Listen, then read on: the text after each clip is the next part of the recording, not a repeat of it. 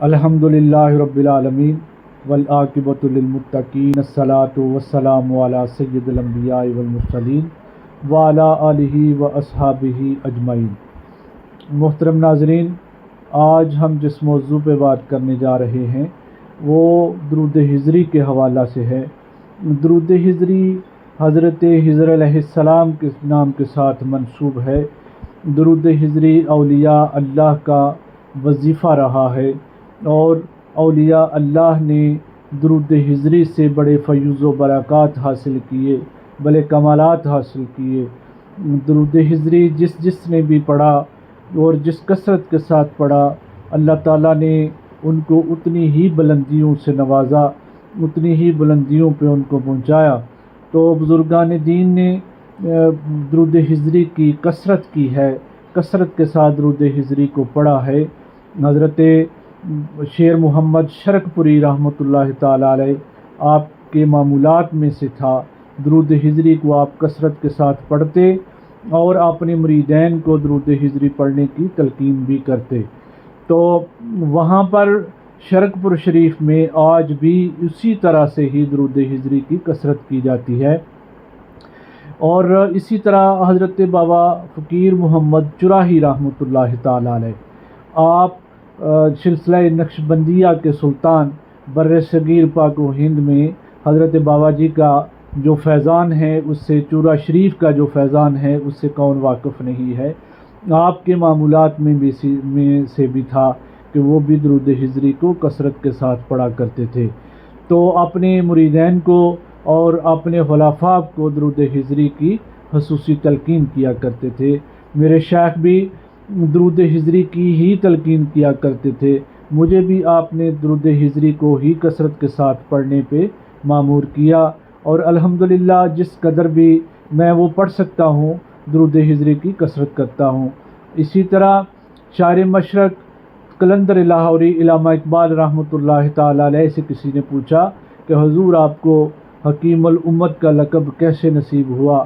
آپ نے فرمایا یہ تو بڑا آسان نسخہ ہے، جو کوئی بھی اس کو کر لے وہ حکیم الامت کا لقب پا لے۔ عرض کی حضور وہ کیا ہے؟ فرمایا کہ میں نے 1 کروڑ دفعہ درود ہجری پڑھا ہے تو مجھے رب کائنات نے اس کی برکت سے حکیم الامت بنا دیا۔ آپ بھی حکیم الامت بن سکتے ہیں۔ یعنی میں اگر اس کے فیوز و برکات، اس کے کمالات کو بیان کرنا شروع کر دوں تو شاید یہ ٹائم جو ہے نا وہ ناکافی ہوگا۔ تو آپ احباب سے بھی گزارش ہے کہ درود ہجری کو جو ہے نا وہ کثرت کے ساتھ پڑھا کریں۔ یہ دن خصوصاً منظوری کے دن ہیں، یہ میرے آقا کی آمد کے دن ہیں۔ ربیع الاول کا مہینہ جا رہا ہے، 12 ربیع الاول کو میرے آقا کی آمد کا دن ہے، برکتیں رحمتوں کا دن ہے۔ تو اس پہ اسی درود کا نذرانہ پیش کریں۔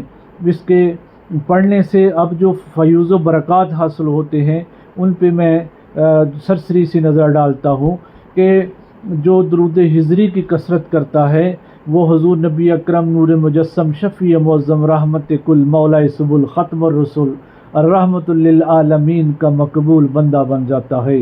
حضور نبی اکرم صلی اللہ علیہ وآلہ وسلم کی بارگاہ تک رسائی حاصل ہو جاتی ہے، حضور نبی اکرم صلی اللہ علیہ وآلہ وسلم کا قرب حاصل ہوتا ہے۔ تو حضرات محترم، جس کو میرے آقا کو قرب نصیب ہو جائے وہ اس سے خوش نصیب اور کون ہو سکتا ہے؟ جس کو میرے آقا کی قربت نصیب ہو جائے اس سے بڑی برکت اور کیا ہو سکتی ہے؟ اور اس کے ساتھ ڈپریشن دور ہو جاتا ہے، کاروبار میں وسعت آتی ہے، انسان مخلوق میں مقبول الخلائق بن جاتا ہے، وہ دنیا اس کی طرف رغبت کرتی ہے، کاروبار میں برکت ہوتی ہے، چہرے پہ نور آتا ہے، حضور نبی علیہ الصلوۃ والسلام کے غلاموں کی صحبت نصیب ہوتی ہے۔ اور جو درود ہجری کی کثرت کرتا ہے اس کی اولاد کو اللہ تعالیٰ کی ذات نیک بنا دیتے ہیں۔ دیکھیں درود ایک ایسا وظیفہ ہے کہ جس کے بارے میں رب کائنات نے فرمایا کہ ان اللہ و ملائکتہ یصلون علی النبی یا ایھا الذین آمنوا صلوا علیہ وسلموا تسلیما۔ خواتین و حضرات اگر غور کریں تو یہ وہ عمل ہے کہ جو میرا خالق کائنات بھی کرتا ہے، یہ وہ میرے رب کائنات کی سنت ہے، درود پاک کو پڑھنا، درود پاک کی کثرت رکھنا، یہ بلندیوں پہ لے جاتی ہے۔ تو درود ہجری کو آپ شروع کریں، انشاءاللہ بفضل تعالیٰ آپ کے کاروبار میں برکت ہوگی، آپ کے گھروں میں برکت ہوگی، گھروں میں سکون و اطمینان نصیب ہوگا، جو بے چینی گھبراہٹ رہتی ہے اس کی برکت سے وہ دور ہو گئی۔ جن بچیوں کے رشتے نہیں ہوتے درود پاک کی کثرت کریں، اللہ رحمت کرے گا، نیک سیرت رشتے نصیب ہوں گے۔ اور جن بچیوں کے رشتے ہو چکے ہیں، شادی میں رکاوٹ ہے، اللہ پاک ان کے رکاوٹیں دور کرے گا۔ اولاد کا مسئلہ ہے تو بھی درود پاک پڑھیں، کاروبار کا مسئلہ ہے تو بھی درود پاک پڑھیں، اگر بے چینی ہے تو بھی درود پاک پڑھیں، جو بھی آپ کو مسئلہ ہے درود پاک پڑھیں، تو میرے آقا کی رحمت آپ کے سامنے شامل حال ہوگی۔ جس کے ساتھ میرے آقا کی رحمت ہوگی وہ کائنات کا خوش نصیب انسان ہوگا۔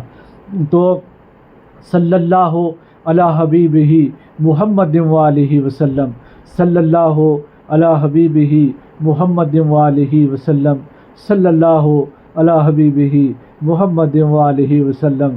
کیا میٹھا درود ہے، کیا میٹھا درود ہے، اس کو پڑھنے میں دلچسپی رکھیں، صبح و شام اس کا ورد کریں۔ سلسلہ قادریہ کے نزدیک میرے شیخ فرماتے تھے کہ مغرب کے بعد 1000 کی تعداد میں اس کو پڑھا جائے۔ تو کوئی عشاء کے بعد کچھ لوگ پڑھتے ہیں، کوئی فجر کے ٹائم پڑھتے ہیں، کوئی عصر کے ٹائم پڑھتے ہیں۔ آپ اپنے معمولات کو سیٹ کر لیں کہ جس ٹائم آپ کے پاس فرصت ہو اسی کے ساتھ پڑھ لیں۔ اگر آپ ہر نماز کے ساتھ 100 دفعہ پڑھ لیا کریں تو برکتیں ہی برکتیں ہیں، رحمتیں ہی رحمتیں ہیں۔ چھوٹا سا درود ہے، پڑھنے میں وقت نہیں لگتا۔ اب اس میں ایک چھوٹا سا مسئلہ اور بھی ہے، میں وہ آپ کا زیادہ ٹائم نہیں لوں گا، وہ شیئر کرتا چلوں کہ درود شریف آپ ہر وقت ہر حالت میں پڑھ سکتے ہیں، وضو ہو یا نہ وضو ہو، شریعت یہی کہتی ہے کہ آپ پڑھ سکتے ہیں، مگر میرا وجدان یہ ہے کہ درود پاک کو بغیر وضو کے کبھی بھی نہ پڑھا جائے۔ یہ محبت اور عقیدت کا مقام ہے، یہ محبت اور عقیدت اسی بات کا تقاضا کرتی ہے کہ آپ جب بھی درود پاک کا ورد کرنا ہو تو باوضو ہوں۔ صلی اللہ علی حبیبہ محمد وآلہ وسلم، صلی اللہ علی حبیبہ محمد وآلہ وسلم۔ آپ اس کا ورد کریں، انشاءاللہ بفضل تعالی اللہ برکتیں اور رحمتیں نازل کرے گا انشاءاللہ۔ السلام علیکم ورحمۃ اللہ وبرکاتہ۔